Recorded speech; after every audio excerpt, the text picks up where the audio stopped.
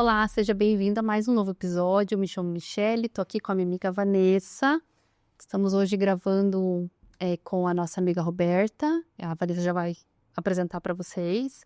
E eu queria convidar vocês também a assistirem, quem ainda não acompanhou o último episódio nosso com a nossa amiga Thaís, que ela fala sobre o filho, né, o Pedrinho, que faleceu, vai fazer agora 2 anos. Então, que vocês curtam, compartilhem. Você que também está passando por um momento difícil aí com o luto, nos sigam nas redes sociais, no nosso Instagram. E compartilhe com outras pessoas também que estão passando pelo mesmo processo. Quero apresentar a Roberta. A Roberta está aqui com a gente. A Roberta é de Curitiba.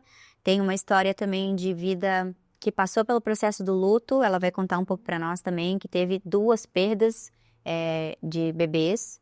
E ela vai estar explicando um pouquinho da história dela. Então, se você também está passando por algum processo de luto, por algum processo de perda, e a gente fala sempre aqui, Roberta, que luto, para que as pessoas entendam que o luto não é só a morte, né? Sim. Que é o que a gente confunde muito, que às vezes o processo do luto é só a morte. Mas se você está passando por algum processo de perda, seja ela de morte ou qualquer outra, compartilhe esse vídeo para alguém também que você conheça que esteja passando, né? Então, Roberta, obrigada por você estar aqui. Seja bem-vinda. Seja bem-vinda ao nosso estúdio e espero que a tua história impacte também muitas vidas, que essa é a ideia desse podcast, né? Não é só contar as dores, nem as perdas, mas é contar o que você tem feito até aqui, desde então, né? O que essas perdas trouxeram para você de aprendizado, né, para também estar podendo abençoar outras vidas, né? Porque eu acho que é esse o nosso propósito. A gente não está aqui por acaso, né? Com certeza. Então, obrigada mais uma vez. Eu quero que você comece contando quem é a Roberta, o que aconteceu com a Roberta desde então. Roberta, mãe, casada, filha. Então, a Roberta é uma ex-professora de inglês e português que fez transição de carreira recentemente, né? Atualmente eu atuo como psicanalista e sou acadêmica de psicologia. O que me levou a escolher ambos esses cursos? Foram os lutos que eu passei. Então, num período de 3 anos, eu perdi 2 filhos. Meu Deus. Então, em 2018, a minha filha Alice, a filha do meio, ela nasceu e não pegou o peito, né? Isso a gente já estranhou, porque a minha primogênita teve um desenvolvimento normal, né? Minha primogênita tem 13 anos, a Lívia, e a Alice não pegou o peito, a gente já estranhou, e ela só mamava com a chuquinha da Lilo, né? Só aquele bico da Lilo que hoje nem fabrica mais. Então, a Alice, ela tinha um desenvolvimento um pouco atrasado, eu estranhava e questionava o pediatra, porque ela crescia rapidamente, ela era um bebezão, né? Aos 4 meses de vida, ela já usava roupa de um bebê de 1 ano. E ela fazia umas coisas estranhas com o olho, então ela ficava olhando para cima e ficava alguns segundos olhando para cima. E eu não sabia que essa situação, essa circunstância era uma convulsão. Né? Porque a gente que é leigo não tem conhecimento que convulsão em bebês é diferente de ataque epilético. Né? E convulsão em bebês, o bebê ou ele fica olhando para cima alguns segundos ou fica olhando para baixo. E a Alice convulsionava desde que nasceu e eu não sabia. E como não acontecia durante as consultas com o pediatra, nem quando levava para vacinar, então ninguém percebia e ficava por isso mesmo. E eu também não sabia expressar o que era aquilo. Né? Então eu achava que ou ela tinha um problema de estrabismo, e ela não olhava fixamente para os nossos olhos, né? Então ela não fazia o contato visual. Então eu desconfiava que a Alice fosse autista, né? Pela minha experiência profissional como professora. E eu estranhava que a Alice não pegava os objetos, ela tinha um atraso. E eu questionava o pediatra. E ele falava, calma, que ainda é muito cedo pra gente ter. A Alice nasceu, desculpa interromper, mas só pra gente entender, a tua gestação foi normal? Nos exames gestacionais, transcendência, todos os outros exames que a gente faz, tudo normal, nada alterado. Nenhuma alteração, nenhum estresse, nada atípico, nada... Quando ela nasceu também nada diagnosticado, tudo normal. Nasceu de cesariana. De semanas normais, tudo. Sempre 39. Sim, né? 39 mas semanas, dentro do normal. Dentro do normal, no período normal. exatamente. E aí, no decorrer do processo, você foi vendo que ela tinha algumas coisas diferentes. Desenvolvimento atrasado. A gente percebia que a Lívia é sempre esperta, ativa, e a Alice foi se perdendo essa atividade dos bracinhos, os movimentos, do cognitivo, o acompanhamento com o olhar. Ela tinha um olhar de peixe morto, né? Aquele olhar parado, Sim. aquele olhar triste. E a fisionomia dela também não era parecida com a nossa. Então, ela já Ela tinha não tinha a expressão. característica da síndrome, né? Só que a gente não percebia. A gente que é leigo não percebe. E aí, quando que veio tudo? Ela passou todo esse tempo você percebendo que tinha algum problema, questionando o médico. E aí, como que vocês chegaram ao veredito do diagnóstico, assim? Então, a madrinha dela, no dia dos professores, foi visitar, levar um presentinho e falou: tem alguma coisa errada com ela. Mas não me explicou o porquê. Porque ela já tinha percebido que era convulsão, porque ela já tinha convulsão. Mas não falou, só falou: corre pro hospital e verifica que tá acontecendo alguma coisa errada. E daí nós fomos. Ela foi embora e nós fomos. E lá no hospital, a médica plantonista falou: tem alguma coisa errada. A sua filha tem um atraso, provavelmente vai ter um atraso motor, um atraso cognitivo, ela tem algum retardo, vou encaminhar para um neuro. Isso ela estava com quantos meses? 4 meses. Com 4 meses. Aí nós fomos, né, saímos da emergência, voltamos para casa e já na semana seguinte a Alice tinha consulta com o pediatra dela. No que chegamos à consulta, o pediatra no que olhou falou: ela está em estado de malconvulsão. Está em estado malconvulsivo, você tem que internar. Né? E ali ele já começou a agilizar o internamento. Nós não conseguimos no Hospital Pequeno Príncipe de imediato, fomos para o Hospital Nossa Senhora das Graças. No que chegou já foi para UTI, gente. Meu Deus. Nossa, bebezinha. Bebezinho. E ali na mesa do eletroencefalograma, ela convulsionou em uma convulsão demorada e as convulsões dela começaram a ficar mais fortes e mais intensas, né? O período de convulsão era enorme, né? E causava uma dor insuportável. A Alice tinha uma dor de uma criança com câncer em estado terminal. Meu Deus. Então, a Alice ficou em coma induzido a maioria do tempo, do período de internação de UTI. Ela ficou 41 dias internada na UTI. Depois do diagnóstico, ela foi para UTI e já ficou por lá. Já então. ficou por lá. E de lá não voltou mais para casa.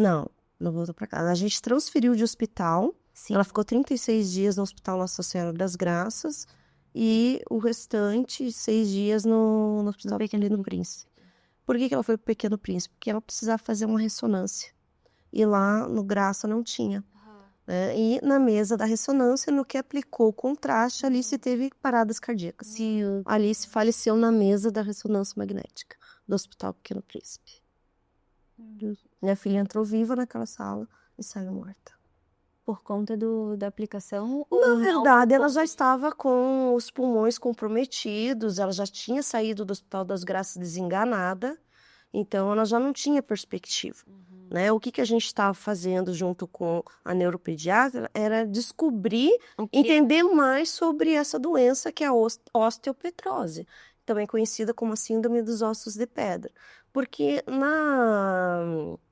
nos livros, na literatura científica, não tem muitos estudos sobre essa síndrome. Eu nunca tinha ouvido falar dessa. As pessoas escutam sobre osteoporose, né, que é o osso que vai se osso de esfarelando, vidro, né? que vai se esfarelando. Isso, Mas a osteopetrose é o osso enrijecido porque tem grande quantidade de cálcio que não se redistribui no organismo. Então fica concentrado no osso, o que acelera o crescimento. Então os bebês, as crianças são grandes, tem um hipercrescimento, o que causa muita dor, né? Então, além da dor do crescimento ósseo, a Alice tinha a dor do pós-convulsão. Então, ela tinha que estar sendo medicada e induzida ao coma.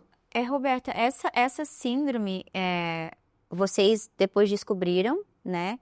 Depois que a Alice faleceu, vocês ainda quiseram entender mais sobre essa doença? A gente foi investigar na família. Aí a gente descobriu que a avó paterna do meu marido faleceu disso.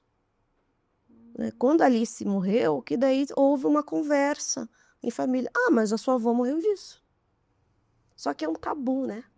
Né? As pessoas, principalmente os antigos, não costumam falar sobre doenças de família. Na verdade, mas assim, é possível então alguém viver com essa doença mais anos? É possível. Quando o Heitor nasceu e foi submetido ao transplante, o que me motivou a fazer o transplante dele foi uma criança viva de 3 anos, na época, que tinha baixa visão, mas estava viva, e que tinha sido submetida ao transplante de medula óssea e estava bem, né? Estava tendo o seu desenvolvimento, né? Claro, com atrasos, né? Com baixa visão, mas estava vivendo, tomando a reposição do cálcio, seguindo vida normal. Então é possível ter essa doença ser diagnosticada? Sim, se for a benigna. Só que os meus filhos, eles nasceram com a forma maligna. Tem a diferença, igual um câncer. Tem muita diferença. Né? Então, os meus bebês, eles não tinham estimativa de vida. Né? A estimativa é de 6 meses a 2 anos. Então, a correria, né, para tratamento, para diagnóstico, foi muito grande. É uma corrida contra o tempo, né? Crescer e se desenvolver, cada dia para eles era menos um dia. Né? Então, a gente tinha que correr muito e eles iam, né? O que me apavorava é o cognitivo, né? Sim, ainda mais você sendo professora, você sofre mais. Aquilo me abalava, eu falei assim, meu Deus do céu, né? O impacto cerebral precisava ser o mínimo possível. Então, a gente foi atrás. Quando a Alice entrou no hospital e depois de quase um pouquinho mais de um mês que ela faleceu, como é que foi para vocês todo esse processo depois, assim? Eu já te conheço, a gente já conversou, mas assim, até para as pessoas entenderem, assim, como é que foi para vocês tudo isso? Porque eu acho que, na verdade, o luto de vocês começou quando você viu que o desenvolvimento dela não foi normal. Sim. Ali já começa um pré-luto, né? O filho deles, porque você faz uma perspectiva. Isso, você cria o ideal. Isso. E você percebe que aquela criança não aconteceu, exatamente. Que provavelmente tem alguma síndrome, né? Então, o luto começa ali. Ali começou o luto. Mas como que foi para vocês esse processo, desde esse pré-luto até todo esse desgaste? Porque, né, eu perdi uma filha, mas eu perdi uma filha abruptamente. Então, eu não sei o que é esse desgaste pré. Eu sei o que é o desgaste o pós. Mas o pré, como vocês estiveram, né? Como a Michelle também teve com o Michel, que foi, né, durante 9 meses, né, Mi? 8 meses. 8 meses ali com o tratamento do câncer, também da leucemia. Mas, assim, eu não tenho ideia do que é esse pré, né? O meu foi abrupto, foi um acidente. Minha filha, uma hora estava comigo, uma hora depois. A gente, na verdade, quando você está em tratamento médico, né, que você descobre uma doença, você parece que você vai morrendo esperando. Você já vai esperando. Porque a gente assina lá, assina ali, autorizações. Exatamente, foi por isso. Eu passei por tudo isso. Então, para mim, o falecimento da Alice foi um alívio. Mas como assim? Nossa, você queria que sua filha morresse? Não queria. Eu queria que Deus curasse, né? Mas acabou o sofrimento. Dela, principalmente, e também, e de vocês também, né? Porque eu estava há 41 dias morando no hospital, né? A minha outra filha, a mais velha, estava sendo dividida entre as avós, né? Durante a semana ficava com uma avó, no final de semana com outra, né? Então tinha aquele sentimento de divisão, né? Porque de largar um filho, de abandonar, deixar um filho para ir cuidar do outro. Tanto que a minha filha precisou fazer terapia, porque ela tinha essa sensação de abandono. Na época, ela tinha quantos anos? 5 anos. Meu Deus, era uma criança. E ela não entendia e precisou tratar em terapia, né, durante mais de um ano a orfandade, porque ela se sentia, ela jogava na minha cara, mãe, você me abandonou, você escolheu os outros filhos. E é interessante, tipo, você falar dessa palavra orfandade, porque para puxar um gancho para o que tu viveu também lá atrás, né? Sim. Porque você também, tua mãe tentou te abortar tardiamente, né? Com 6 meses de gestação, que você falou, né? Então, você sofreu uma rejeição lá no útero, que depois isso trouxe para você consequências na vida adulta, na adolescência e na vida adulta. E como que foi para ti lidar com parte da rejeição, mas ver que depois, inconscientemente, e não foi culpa sua, porque você teve que cuidar do outro filho, mas a tua filha também acabou sentindo esse mesmo sentimento que tu sentiu, assim, como que foi isso pra ti? Então, eu precisei buscar em terapia, né? Buscar terapia, buscar ajuda, porque a gente não dá conta, né? E o ciclo estava se repetindo, Sim. né? O ciclo da rejeição, o sentimento que eu tinha de orfandade, a minha filha também. Então, eu tinha que fazer essa quebra, né? Essa ruptura, né? Então, eu fui buscar tanto espiritualmente quanto com terapia, né? A somatório do Das duas espiritual, coisas, né? tem que Eu sou ver. cristã evangélica, então da parte da oração, assim como da parte psicológica. Tem que buscar o profissional certo, fazer a terapia do luto e seguir em frente, porque a gente escolhe seguir em frente. Sim. É uma decisão. Exato. Né? A pulsão de vida que nós chamamos da psicanálise é uma escolha, uma decisão. Você diz, agora eu quero seguir em frente. Né? Eu estou viva, eu tenho uma família, né? Eu vou criar novos sonhos, né? Vou ter novos objetivos, novas metas e vou seguir em frente. E foi isso que eu fiz. Eu seguir em frente, eu escolhi seguir em frente. E a gente precisa alinhar, né, a parte espiritual, a parte emocional, né, cuidar da emoção, cuidar da mente, né, com a parte da terapia e também do físico também, né? Sim. A gente, né, já teve aqui o médico, esqueci o nome dele, amiga. O doutor Sérgio. Doutor Sérgio, né, porque a gente pôde, eu não sabia disso, que o luto ele afeta o nosso físico, né? Afeta.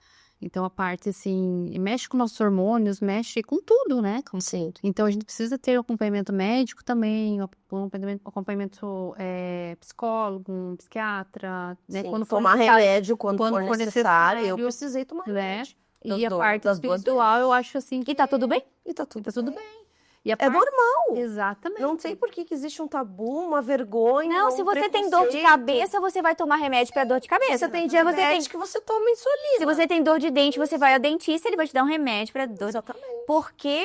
Por que que a gente cria esse tabu do... Pra ir ao psiquiatra ou E neurologista. principalmente pessoas que são cristãs. Muito né? mais no meio Muito cristão. mais, porque daí cria esse tabu. Você falou assim, mas pouca eu não fé. tô louca. É pouca Exato. fé. Você tá com a tua fé baixa, ou você tá em Exato. pecado. Exato.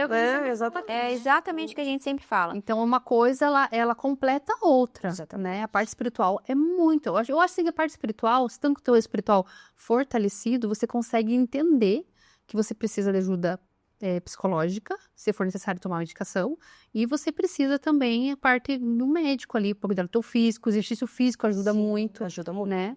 Então, Concordo. se abrir, né, para essas questões de autoajuda, de Se uma terapia. deixar ser ajudada, que eu acho que é o Esse é o ponto inicial de tudo. Não, você se Permitir ser ajudada, que eu acho que é aí que mora a raiz de todos os... Sim. do caminho que você vai seguir. Deixar de ser resistente. Isso. Porque a resistência, não, capaz, a igreja vai me suprir. E não é assim. Não é. Você precisa do tratamento com o psicólogo, com o psiquiatra, o exercício físico, É uma um mudança de hábito. É um conjunto de fatores que vão te ajudar no processo de elaboração do luto. Exatamente. Não adianta você só fazer terapia e não fazer as outras coisas. Não adianta você só buscar o lado espiritual e não fazer as outras coisas. Não adianta.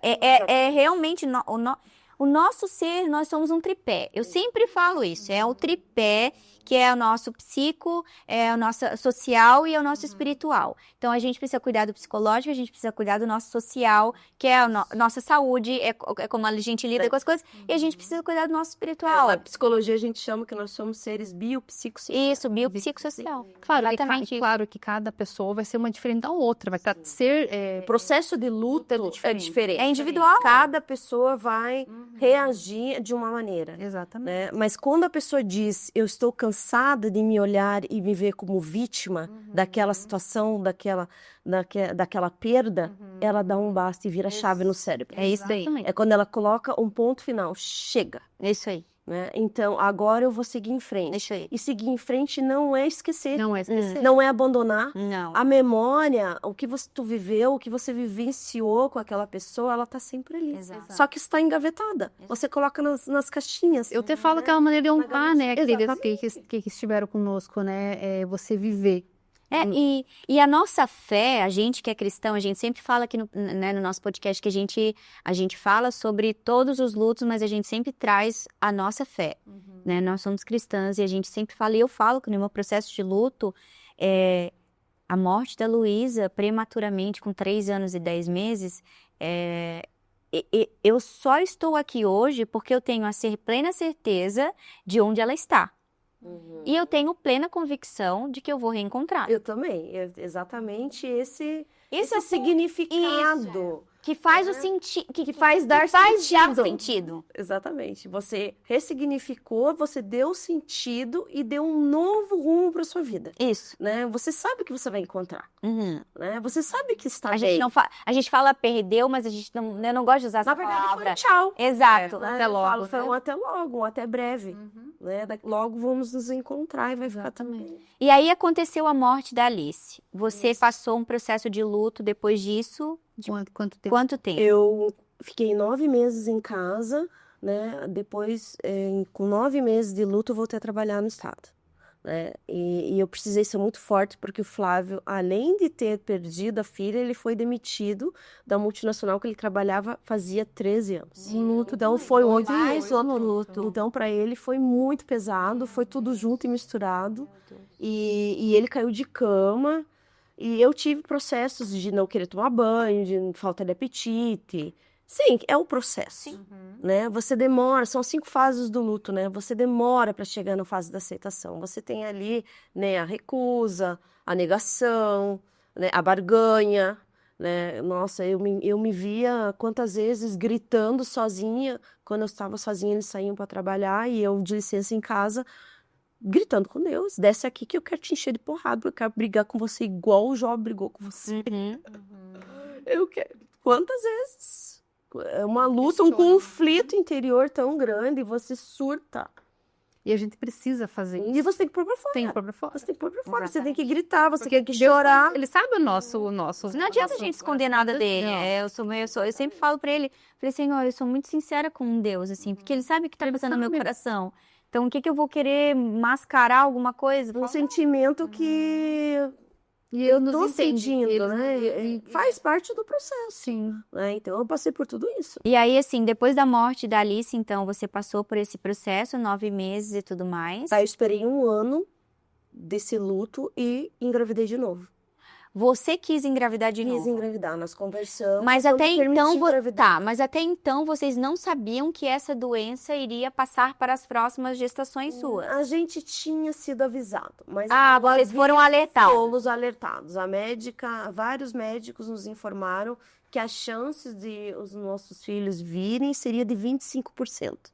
Mas quando eu estava gestante do Heitor, quando eu fui fazer a translucência no cálcio, Sim. o médico falou, minha querida, não é 25, é 50. E daí 50 é certo que vai vir com problema, né? E foi o que aconteceu. O Heitor nasceu, né, já no que nasceu, já foi feito um exame de DNA, então foi mais rápido, foi um Diagnóstico já precipitado. precoce. Precoce. O diferente da Alice, que foi um diagnóstico tardio. Então, a Alice teve diagnóstico de West, teve diagnóstico de Gotcher, e de tudo até chegar à osteopetrose, que é a síndrome dos ossos de pedra. Então, se perdeu muito tempo. Porque por não saber lidar com aquilo, né? E ela sofreu ainda muito, né? Era mais intenso. A doença na Alice, ela foi mais grave. Por ser menina? Não tem uma explicação. Ela foi mais intenso na Alice. Ela sentiu mais dor, ela sofreu mais.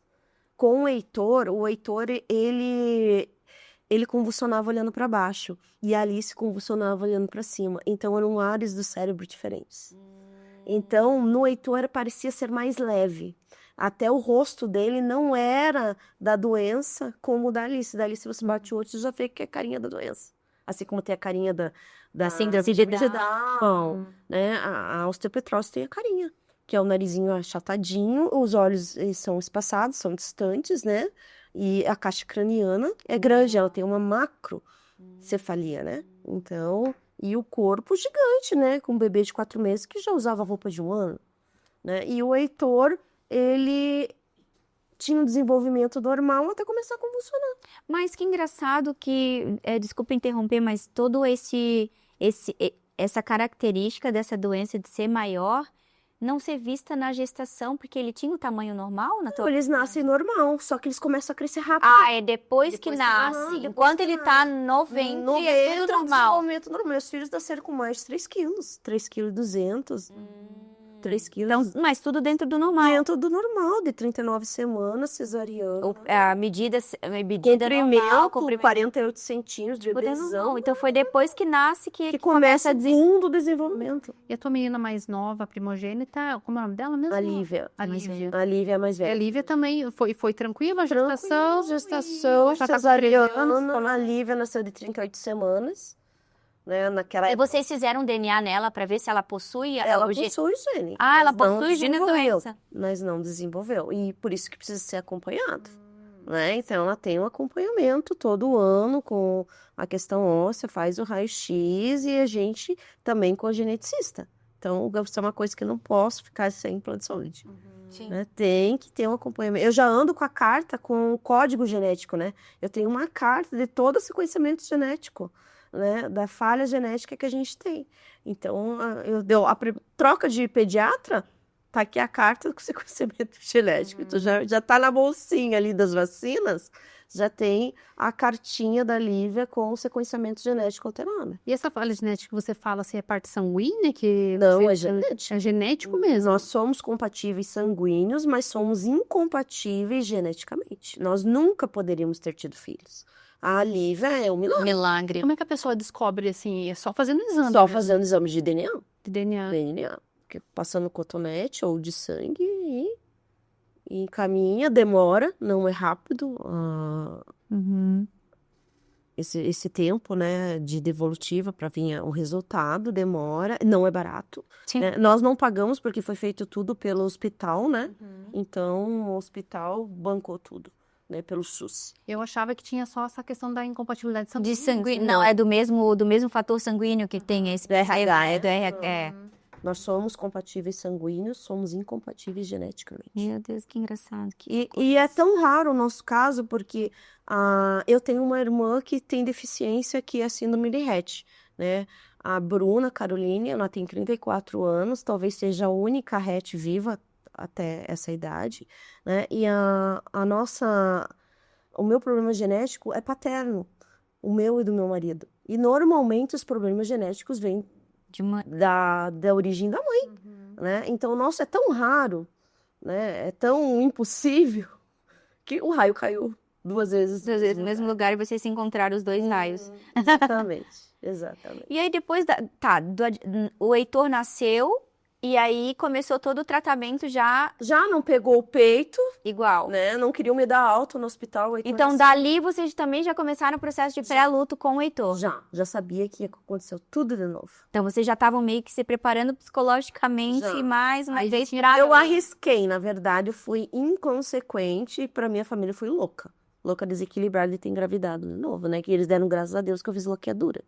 Porque é assim, quando você perde o filho, você já, na sequência, você tem a sensação do ninho vazio. Então, você quer preencher a ausência daquele filho. Então, Você vê é uma isso. impulsividade que você tem de repor aquele Que filho acha que perdido. vai ser... Que Não vai é o mesmo filho, Não, mas vai repor aquela presença. E que vai salvar todos os teus problemas ali. Que vai curar aquela dor que você está Isso. sentindo. E não é, né? E não acontece. E não acontece. E só que eu fiz isso. Né? Então, nesse ponto, eu fui realmente irresponsável e inconsequente. Eu fui teimosa, porque eu fui várias vezes alertada. Né? E mesmo assim, eu quis. Então, se eu quis, eu assumi o risco. Sim. Mas você como cristã, né? E a gente como... A gente confia. Confia, né? A Deus gente escolhe confia. todas A as gente diz, coisas. meu Deus não vai fazer o raio cair no mesmo vai. lugar. Deus não vai fazer isso comigo de novo. A gente confia no milagre, mesmo que faça, ainda assim você tenta sempre o milagre, né? Sim, você tenta ser racional e coerente, consistente ali. Sim, né? sim. Até tentando ser confiante na fé que você mesmo professa, né? Por que não? E eu achava que o meu filho seria saudável, que teria passado por esse transplante e estaria vivo, testemunhando É aí que... a sua saúde e a sua vida. E foi exatamente o contrário. Então, é aí que eu entro.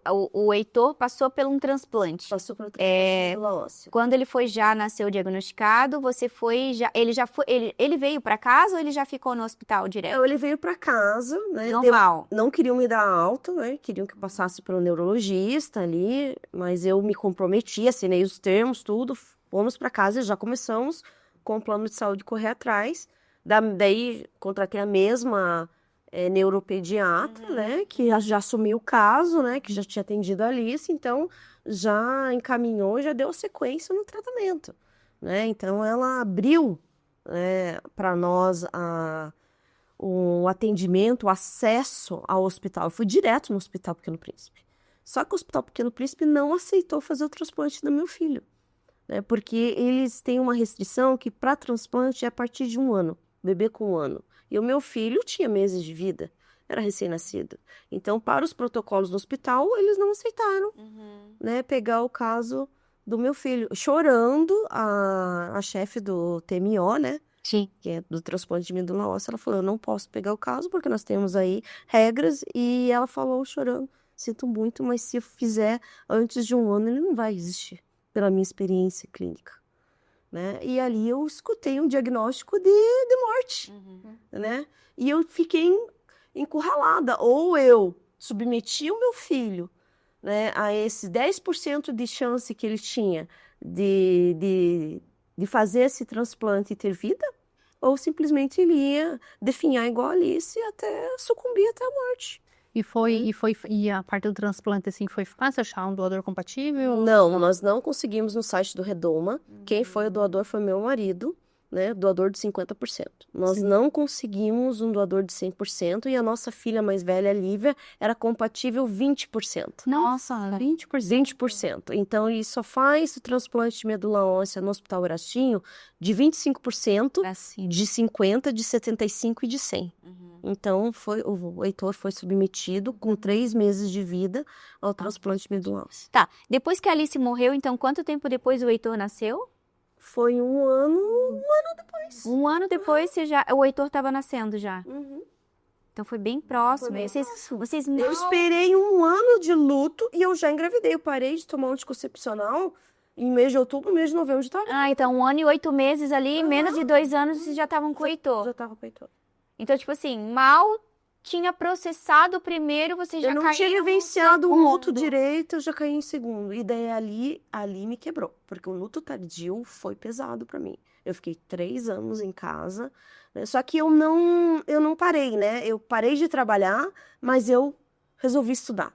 Então a minha motivação foi voltar a estudar. Sim. E fazer voluntário na igreja, né? Então, o voluntariado Sim, a na gente acaba igreja isso. foi um É, fator crucial ali no meu processo de luto. Me senti útil, ver o problema dos outros. Daí eu participava de um projeto, que é o projeto Corações, que das almofadas de corações que a gente entregava na casa de apoio ideal. Eu do conheço Jardim esse Botânico. projeto. Então, eu passei a participar da entrega no começo. Aí, da entrega, eu passei a participar do processo de construção, né? De confecção das almofadas. E daí, eu passei a ser a responsável pela compra dos tecidos, das fibras e também da distribuição. Então, daí, assim, foi para mim uma coisa muito importante, porque lá na Casa de Apoio Ideal, eu vi o quanto aquelas mães viajavam com seus filhos neurodivergentes, né, com problemas neurológicos graves, com comorbidades graves, sozinhas, distante da família, com o mesmo sentimento de deixar o outro filho, né, e tendo que encarar uma cidade estranha, um tratamento do filho durante meses. Então ali eu dizia, Senhor, obrigado, Jesus, pelo tempo que o Senhor me deu, foram 5 meses e 29 dias da Alice. Obrigado, Senhor, pelos 5 meses e 15 dias do meu filho Heitor. Porque o Senhor, ele me preservou, ele me impediu de eu passar por isso, porque o meu destino era esse. Sim.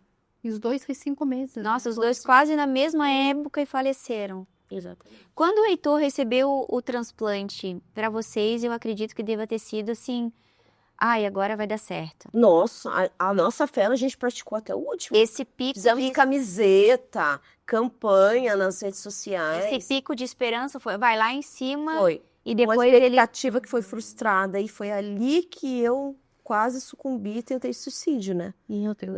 Porque eu já sou de uma família de suicidas, né? Já é da genética da minha família. E eu já tinha praticado suicídio numa outra situação. Sim. Por causa de um término de um noivado. Uhum. E com as perdas da Alice e do Heitor, o pensamento vinha, Sim. né? Vai lá, toma aqueles remédios. Vai lá, toma todos os remédios na Sim. caixa. E eu, por um tempo, ia alimentando aquele pensamento, aquele sentimento, né? E eu evitava de ficar sozinha, porque eu tinha medo de cometer o ato. Só que com o Heitor eu quase cometi. Eu entrei no transe, entrei no desespero e cheguei a pegar a faca e eu tinha a intenção de colocar no meu peito. A dor era tão grande que você... Insuportável, insuportável. Porque esse processo que você passou, eu passei com o Michel também, porque o Michel, ele também conseguiu, a gente fez a busca aqui no Brasil e no exterior ele conseguiu 3 doadoras compatíveis com ele, 100%. E Deu para escolher? deu para escolher as 3. Outra Isso história. foi 3 dias antes do aniversário dele, antes de ele completar 16 anos. Então ele passou por todo um processo, assim, a gente pediu a cura. E o Senhor deu as 3 doadoras para ele, né? E quando você recebe ali que você, né, igual você falou, a tua expectativa vai lá, você, Vai nossa, mil. Deus me ouviu, né? Vai dar tudo certo. Aí Vai ele ser um fez- testemunho vivo. Exatamente, vai ser um testemunho vivo. E aí eu falei para ele, veja, filho, Deus vai fazer aniversário pela segunda vez, vai nascer de novo. Isso. Aí a gente começa a fazer planos, novos sonhos. Aí ele fez 16 anos no dia 1º de março. No dia 20 ele faleceu. O meu dele faleceu no dia 2 de março de 2 de 2020. março. E daí não deu tempo. Então isso daí gera um sentimento de fracasso. De fracasso, de frustração. De frustração. Até mesmo com Deus, né? Exatamente. Você Será que eu não entra em orei? conflito. Será que eu não orei o suficiente? Será que eu não jejuei o suficiente? Será que eu estava em pecado? Exatamente. Será que eu não fui uma mãe suficientemente boa? Você vai procurar a culpa em você, né? Você internaliza gente tudo quer que Que faz parte do processo do luto, né? A gente tenta achar um culpado, a gente tenta achar... subterfúgios, né? Isso. Para justificar a morte, aquela exatamente. ausência, aquela perda. E aí, assim, com esse pico, ele recebeu o doador da medula e depois de quanto tempo ele faleceu? Ele recebeu com 3 meses, com 5 meses e 15 dias ele faleceu. Então ele durou mais 2 meses e... Durou. Durou. O que matou o Heitor foi a falta de glicose no sangue e ele passou por 72 horas de hemodiálise. Então, a cirurgiã da UTI conseguiu implantar nele o catéter de hemodiálise, que é um catéter enorme, gigante, Sim. na veia, né, principal aqui, na jugular aqui do pescoço. Meu filho estava cheio de catéter. Meu Deus. A situação dele era deplorável, o corpo dele teve que enterrar rápido, né? Sim, Porque já quando tava... ele morreu à noite, de manhã eu já sepultei meu filho. Eu tive 2 horas de velório. Meu Deus. É. Então foi tudo muito... Foi tudo muito rápido. E aí, assim, você passou por todo esse processo e hoje, a Roberta, depois disso, você falou pra mim que você começou a psicanálise por conta de tudo que você passou. Sim, eu Foi depois da morte do Heitor. Foi, depois do Heitor. Quanto da morte tempo do depois? Heitor, Você passou 2 anos aí em processo Fiquei de... 6 meses de luto. E daí, na época de Black Friday, em novembro, eu resolvi fazer uma pós-graduação em neuropsicopedagogia. Então, foram 2 anos e meio cursando neuropsicopedagogia EAD pela Uninter, né, que eu queria entender melhor sobre os transtornos. Né? Que é muito interessante isso, Sim. porque é a mesma coisa comigo, assim. A gente tenta se entender, né? Sim, autoconhecimento, porque eu comecei a desconfiar que na pandemia minha filha se isolou e eu comecei a desconfiar que ela tivesse traço de autismo. Porque eu me identificava também como autista, com traços de autismo. Então eu comecei a questionar, né? E fiz essa pós-graduação e antes de terminar eu já comecei a psicanálise. Então eu me formei em psicanálise agora, no mês de abril. E antes de me formar em psicanálise, eu comecei a faculdade de psicologia. Agora Então uma você coisa vai puxando puxando a a outra. outra. E o que isso na tua vida? Porque assim, não que eu sempre falo, né, que o conhecimento ele te ajuda a libertar de prisões que a gente mesmo vai entrando.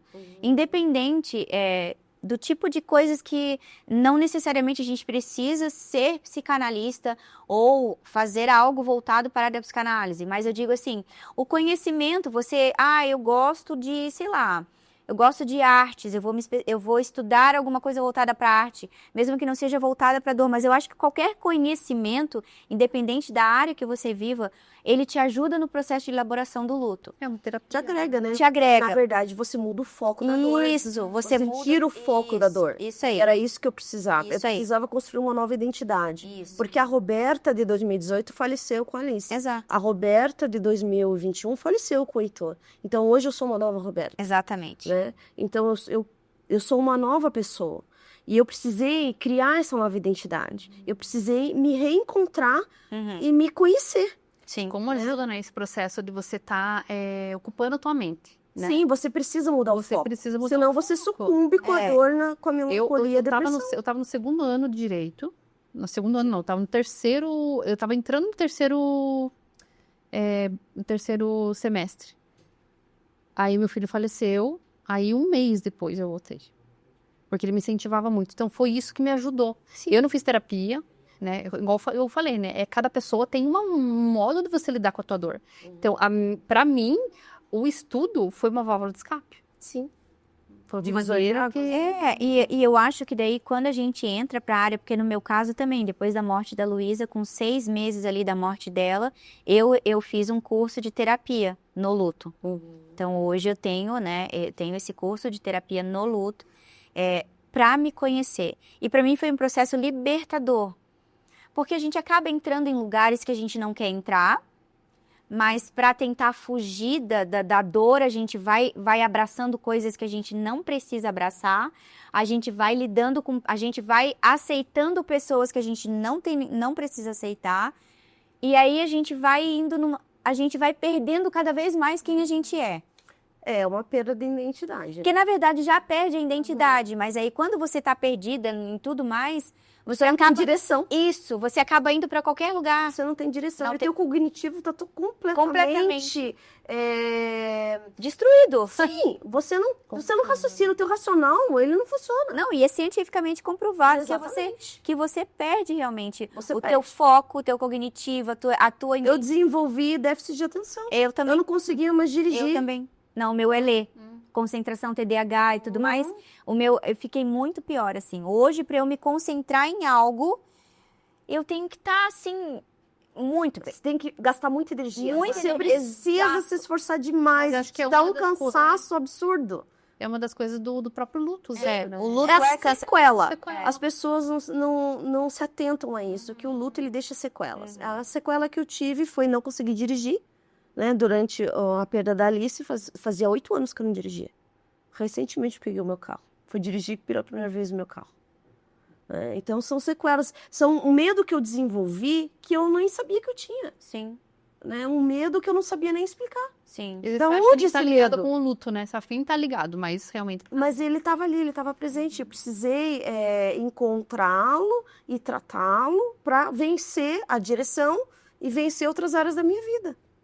Hoje, Heitor, o último, né, o teu terceiro filho faleceu em 2021. 2021. Março de 2021. Isso.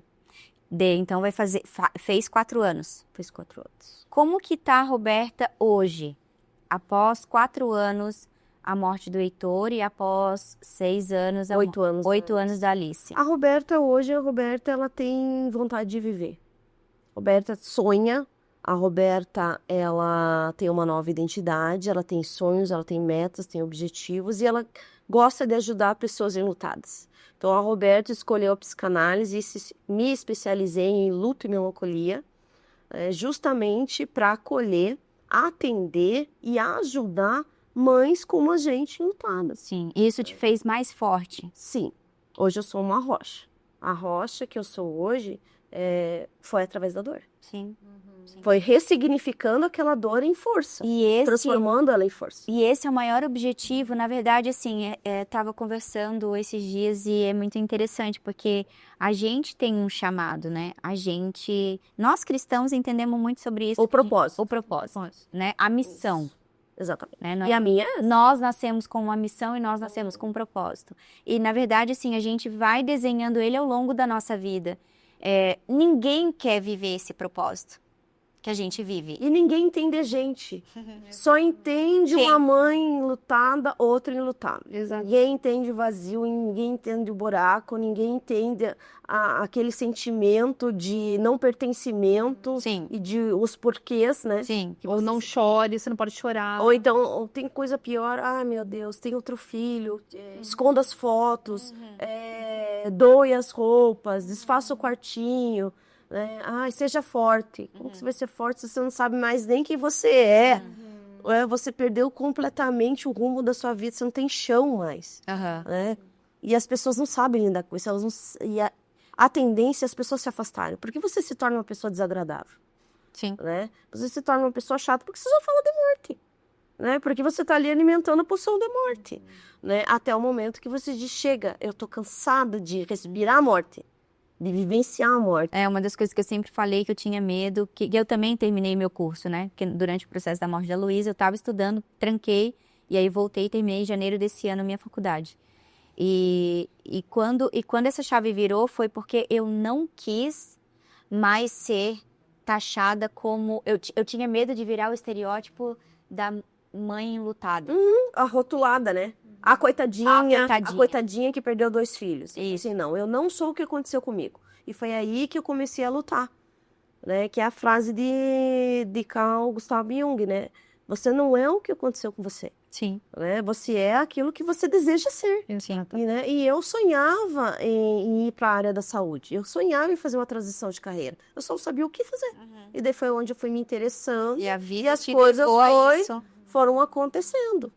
E como é gratificante, né, a gente poder ajudar pessoas na área do luto com dando um testemunho, porque na verdade é um testemunho de vida, de como você vai lidando com a situação. Hoje eu e a Vanessa, a gente tem um grupo terapêutico e como nossa, traz assim uma paz para o nosso coração quando as mulheres chegam e falam assim, nossa, obrigado por ter me Dá ajudado. pra você ver como a vida é frágil, né?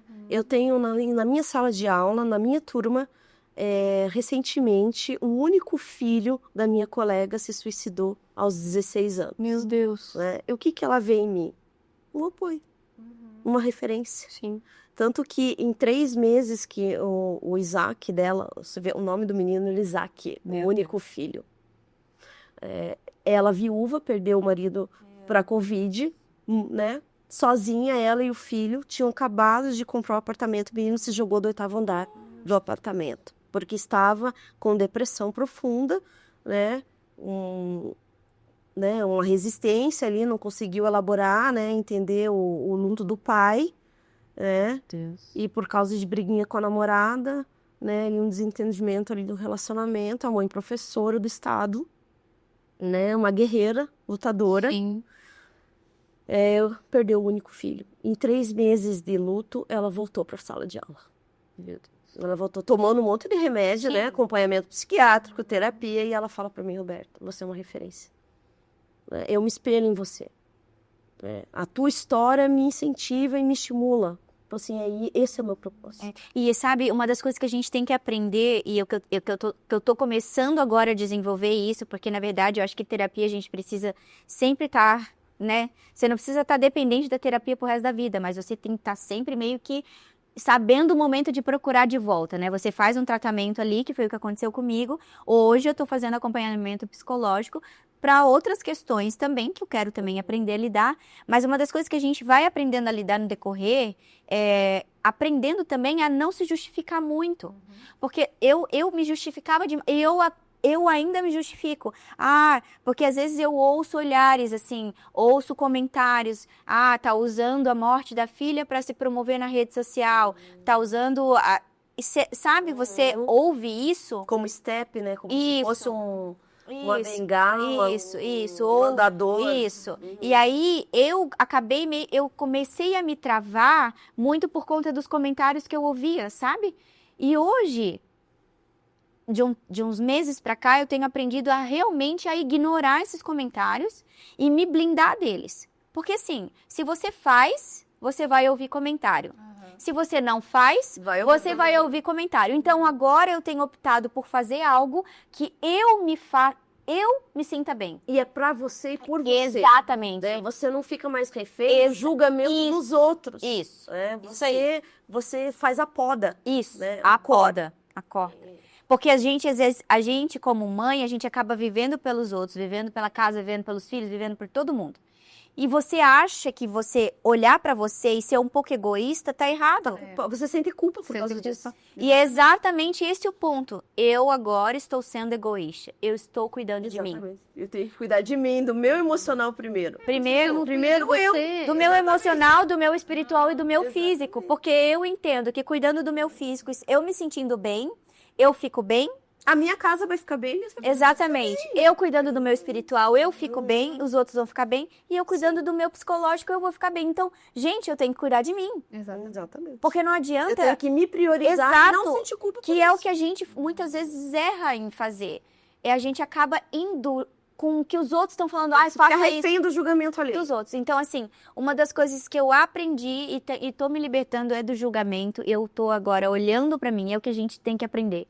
Porque daí agora, o que eu quero fazer pra mim? O que eu me sinto bem? O que a Vanessa se sente bem? O que a Michelle se sente bem? O que a Roberta... O que eu faço que realmente me sente bem, que me dá alegria, que me dá gás? E o legado. E o legado. E o que eu vou deixar? A missão. Pra depois. O legado. Pós-Roberta. Eu quero deixar um legado. Exatamente. O que eu vou deixar pra minha filha? Eu quero que os meus filhos... Que história é essa que eu vou deixar pra eles? O que eles lembrarem de mim, o que eles vão Como lembrar. eu quero ser lembrada e como Exato. que eu quero ser vista. Exatamente. Até a questão de você dar um sorriso, né? Eu me privava disso, sabe, assim, publicamente. No começo, a assim, gente sabe? se priva de tanta coisa. Eu me privava de ir no imagina. cabeleireiro pra cortar meu cabelo, de fazer minha sobrancelha, de fazer minha Se unha. me ver sorrindo, o que ela vai achar? Né?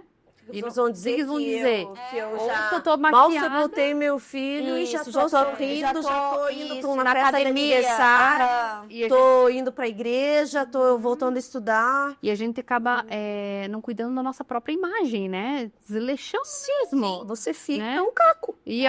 Hoje eu olho com outros olhos isso, né? Até tem mães, Tem né? que incentivar, Tem né? pessoas dentro do nosso grupo terapêutico que às vezes tem essa dificuldade de se arrumar. Mas assim, eu acho... É a autoimagem. É alto E como a pessoa se vê. E não é só isso, eu acho que tá tudo certo a gente passar por um processo de não se cuidar no começo, sabe? Que você não ter forças pra se Você cuidar. no começo não consegue mesmo. Exatamente. A gente tem que viver direitinho o que a gente tá As 5 sentindo. fases do... Só que o problema é que a gente não pode perdurar. Então, assim, a gente tem que levantar. Reagir. E algumas coisas tem que ser na porrada ali. Você tem que fazer e pronto, entendeu? Você tem que Não reagir. tem como. Ah, é muito bom ficar sentado no sofá. Enquanto você fica na zona de conforto, você vai sucumbindo, você vai se perdendo e você vai morrendo. Exato. Né? E quando a mulher morre, a família morre também. Exato. Porque a mulher é o pescoço da casa, é ela que dá a direção, é ela... Se o teu dia tá bom, o dia dos seus filhos tá bom, o dia do seu marido tá bom. Agora, o dia que você acorda virada, tudo tá virado. Tudo tá virado. Todo mundo fica virado. Exatamente. Aquela casa vira uma bagunça. Se você tá com preguiça de cozinhar, de não arrumar a casa, não fazer... Vai continuar daquele jeito. Exatamente. O ambiente Né? O ambiente, nós temos esse ele poder, né? segue conforme ao que a mulher, né? A direção que a mulher toma, a escolha que ela dá. Né? Então, isso pesa também. Né? Essa responsabilidade, essa sobrecarga que a mulher tem, né?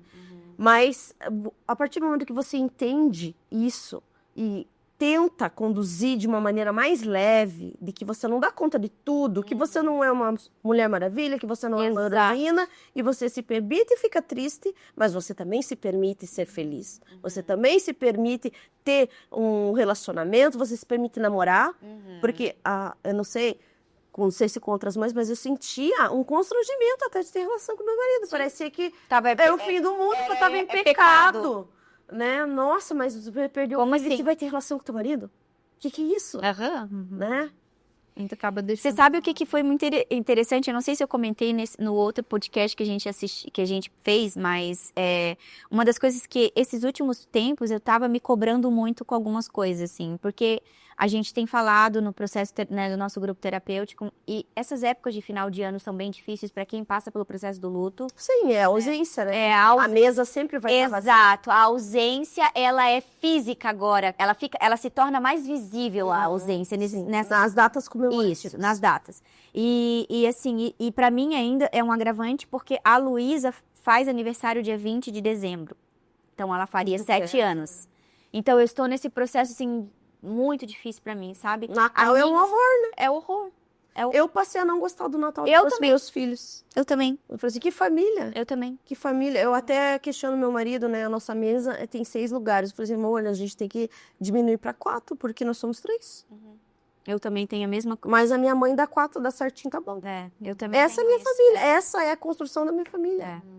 A nova família, né? E aí, pra mim, e aí eu tava me cobrando muito, porque daí o que aconteceu? Eu não tava bem, eu chegava em casa, tava depressiva, tava chorando muito, tava bem melancólica, e aí eu comecei a me cobrar, putz, então eu sou uma fraude.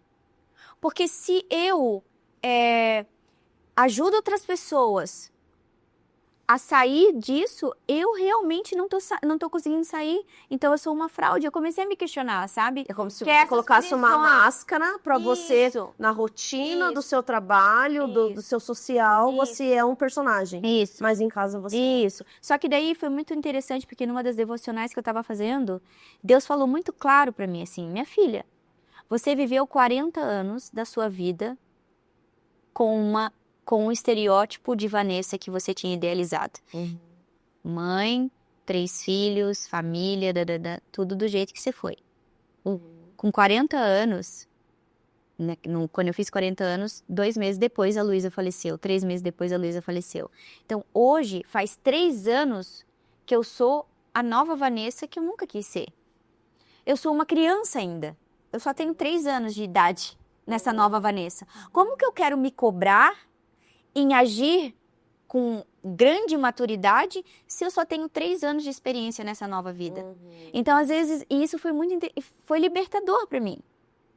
Porque tá tudo bem eu ter as recaídas, tá tudo bem eu ter os momentos de melancolia. E vai passar anos e anos e pode ser que E você vai continuar tendo. Ontem foi aniversário de morte da minha filha. Claro que eu chorei. Claro que eu fiquei chorosa. Claro que eu me permito ter momentos de choro. Hoje eu chorei. Sim. Né? Hoje eu chorei. Porque Eu fiquei tão emocionada, né, por situações, circunstâncias, né, que não vou expor aqui, mas eu fiquei emocionada. Sim. Porque Deus me deu uma resposta que eu estava esperando há muito tempo, né? E se concretizou. E eu estava muito emotiva. Daí meu marido falou, mas você vai conseguir gravar o podcast? Eu vou. Eu falei assim, claro que eu vou. Claro que eu vou. Eu me permito até aqui. É até aqui. Eu choro até aqui. Eu fico triste até aqui. Depois...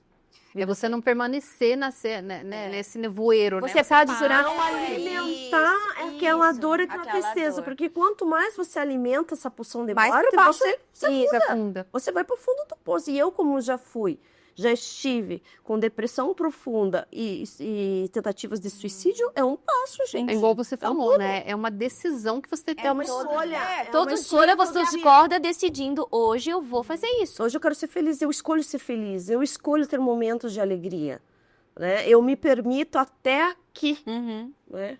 Então, quem dá o rumo é você. Sim.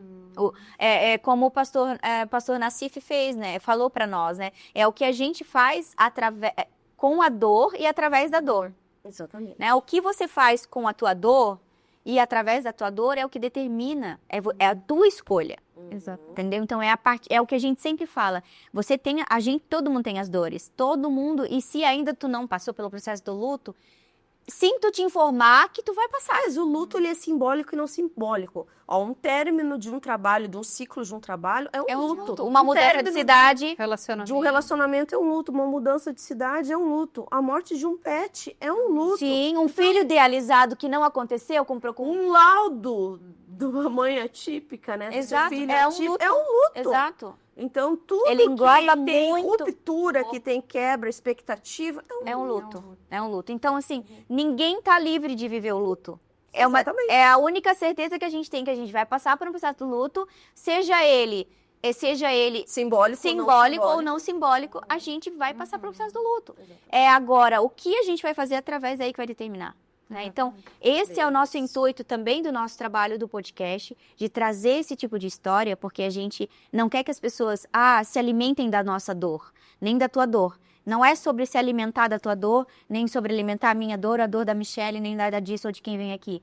É se alimentar da nossa resiliência. Exatamente. É se alimentar do que a gente tem feito. É se alimentar do que a gente tem feito através da nossa dor. É quando você olha para nós e vê, puxa, se ela pode, eu também consigo. Eu tomei por referência a vereadora, Sim. né, que você sabe. A Yared. A Yared era uma referência para mim. A cantora gospel, Sim, a Eixla, também foram as referências para mim. E eu fui procurar, eu não encontrava grupos de mães enlutadas. Eu não encontrava. É bem difícil, né? É bem difícil, não tem. E nas igrejas não tem também. Não tem nenhum trabalho, nenhum lugar que fale sobre o luto, porque as pessoas fogem desse assunto. Foge. Ninguém quer falar. E é um desafio. Fúnebre, você se torna uma pessoa fúnebre. Eu até Fúnebre. brincava em casa. A No gente pior é um- das hipóteses, eu vou trabalhar numa funerária. Porque ter morte eu conheço. A gente, sabe No o que que pior, eu vou ser uma a gente vendedora vira um de- espalha-monte. Você já imaginou? Onde a gente chega pra falar, todo mundo se espalha. Sair daqui, não quero ser ouvir sobre esse assunto. Você sentiu já que as pessoas meio que se afastam de Mas você? de imediato. De imediato, ninguém quer ficar perto, ninguém quer te escutar. acha Você se torna chata, desagradável, e lá vem a lamúria, né? Você é um chororô, e as pessoas não têm paciência. Não têm paciência. Não sabem o que dizer. E às vezes é melhor que fique quieto. Exatamente. Porque se for pra falar uma palavra que vai te derrubar, merda, fica prefiro não quieta. falar. Você Exato. só precisa de um ombro pra chorar. É o que a gente sempre... Ou de uma pessoa em silêncio do teu lado. Exato. Você não precisa que diga nada. Você só precisa ser ouvida Exato. ou da presença de alguém Exato. e o silêncio só. Só. Ou acolher com silêncio é a melhor coisa. A melhor coisa que tem. Melhor coisa que... Porque se for pra falar, tenha força, você vai ter outros filhos, gente. Não, Por não favor. existe. E no processo... Aquilo te derruba. Mas assim, como que eu vou ter outros filhos se eu fiz laqueadura? Eu decidi, eu escolhi não ter mais filhos, porque se eu tiver filhos com meu marido, eles nascem doentes. Só se eu arranjar outro marido. Mas daí eu tô arranjando outro problema, eu vou ter que tomar outra decisão, fazer outra escolha. Porque assim, não, as pessoas não têm sabedoria Não, pra falar zero, com um enlutado. zero. Não tem. E esse é um dos nossos objetivos a partir de agora, desse ano. A gente começou já, né? Mas ano que vem é implementar isso aqui na cidade de Campo Largo, nas cidades onde precisar ser implementados, conversas sobre luto, trazer conhecimento sobre o assunto, trazer pessoas que falem sobre isso, para que hajam mais profissionais que estejam aptos. Um olhar diferenciado, um Exato. olhar de acolhimento e de Isso, escuta. de escuta. A pessoa só precisa de um abraço, de uma escuta e chora. Pode chorar, Pode amor. chorar, exatamente. Pode molhar que não tem problema. Exatamente. Jaleco a gente troca, roupa a gente troca, lenço tem. É um Isso, Porque espaço dentro para isso. dentro de uma roda de conversa onde tem pessoas enlutadas, ali você se sente confortável, porque ali ninguém não tem olhar de julgamento. E você tá no mesmo nível.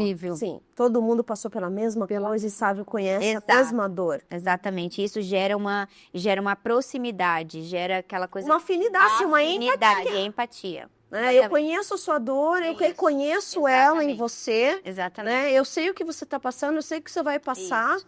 né? Então, existe ali uma identificação. Identificação, Exatamente. que faz toda a diferença no processo do grupo terapêutico. A gente já está chegando no nosso fim. Roberta, eu não tenho palavras para agradecer a tua vinda até aqui. Vim de lá de Curitiba nesse horário do rush, que deve ter pego um trânsito bem, né, bem... O teu esposo, que está aqui sentado ali, também veio, e muito obrigada por você estar aqui. Agradeço profundamente. Espero que a gente tenha mais portas de conversas. Conta comigo, até para atender essas pessoas. Né? A minha agenda já está aberta para o ano que vem. Atrás das câmeras a gente conversa já sobre isso. Já é a minha especialidade, é essa, o luto simbólico e não simbólico. Então, eu estou aberta, né, e disponível para isso. Ah, Né? que Deus bom me saber capacitou para isso. E a gente tem pedido muito a Deus que Deus traga pessoas na área que tenha a vivência, que eu acho que esse para mim é o principal. Um lindo propósito. Né? E que tem o mesmo propósito, porque eu acho que a gente tem muito a acrescentar na vida de muitas pessoas, né, que também passam por dores. Então, assim, eu quero te agradecer profundamente. Eu quero te pedir para encerrar, deixando uma mensagem para quem está assistindo a gente hoje, de ressignificar o que você pode deixar para essas pessoas que hoje estão ali sentadas sem saber o que fazer, assim, deixar uma mensagem de esperança, que é isso que a gente quer sempre deixar aqui, né? Que é a esperança em meio à dor, né? A gente não se livra da dor, mas a gente tem um fôlego na dor para poder continuar, mesmo com essa dor aqui, mas a gente continua. Exatamente. Né? Eu quero dizer para você que está passando pelo luto que você não é a sua dor. Você é mais, você é melhor que isso. Você precisa sentir essa dor, né? Você precisa se permitir passar por esse processo de luto, porque o luto tardio é pior e ele é mais forte. Então você precisa se permitir passar por esse período de luto. Mas esse luto não é a tua vida, né? Você consegue. Você consegue. Você precisa de ajuda, né? Sozinho, passar pelo luto é muito difícil. Você precisa de uma rede de apoio, né? Você precisa ali do apoio da sua família, você precisa de ajuda terapêutica, você às vezes precisa também da ajuda medicamentosa, Sim. né? E tá tudo bem. Você não é a sua dor, você consegue superar. Algumas pessoas não gostam dessa palavra superação, você se adapta. Sim. Eu digo que é uma adaptação, né? Você sempre vai ser uma mãe enlutada, ou um filho que perdeu os pais, né? Ou uma esposa que ficou viúva, um esposo que ficou viúvo, né? Você sempre vai ser essa pessoa marcada. Essa marca ninguém vai tirar de você, dessa ausência, dessa saudade. Mas você precisa elaborar essa dor, né? Esse processo de ressignificação de forma resiliente, que é a adaptação, vem que a gente ajuda.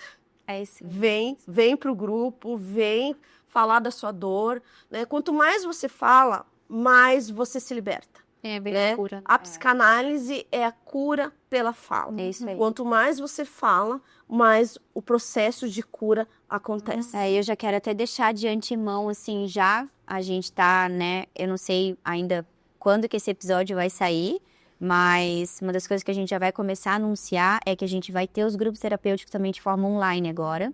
Sim. Então, a gente vai começar a criar isso bem estruturado para o ano que vem, porque tem muita gente pedindo eles online. Atingir mais Pra pessoas. atingir- Eu atendo online, presencial e em loco, né? Porque existem situações que a pessoa tá de cama Sim. e não tem força, ou não tem alguém que leve até o consultório, a gente vai até a casa. Isso já faz toda a diferença. Faz toda a legal. diferença. Roberta, então eu quero te agradecer mais uma vez, a todos que vieram com a gente até aqui no final. Quero dizer que, assim, como a Roberta falou, né? A gente não é a nossa dor, mas a gente usa a nossa dor para levar esperança, ressignificar a perda, ressignificar o luto, faz toda a diferença, achar o teu propósito. Se você conhece alguém que também está passando pelo processo do luto, envia os nossos vídeos. Eu acho que tem muito a acrescentar. A gente quer, isso aqui é uma roda de conversas para trazer, para libertar mesmo a gente de prisões, né? Então, Exatamente. a gente quer sempre trazer informações e que você não está sozinho, que eu acho que essa é toda a diferença. Toda a A gente não diferença. está sozinho. Você tem uma rede de apoio. Exatamente. Procura o que você acha. É isso aí. Gente na rede A gente tem as redes sociais, tem o nosso Instagram, tem o nosso YouTube. A gente vai colocar o Instagram também da Roberta ali depois, para você também, se quiser falar com a Roberta. Se você quiser conversar com a gente também, se você é de Campo Largo ou aqui próximo, que quer participar do nosso grupo terapêutico, a gente se reúne todas as terças-feiras às 19 horas. Procura também saber o que a gente passa o endereço. Então, a gente tem muitos canais aí que você pode ser ajudado, você não está sozinho. E é sobre isso. Você não está Você não está sozinho. Obrigada, Roberta. Obrigada a todos. Até o próximo.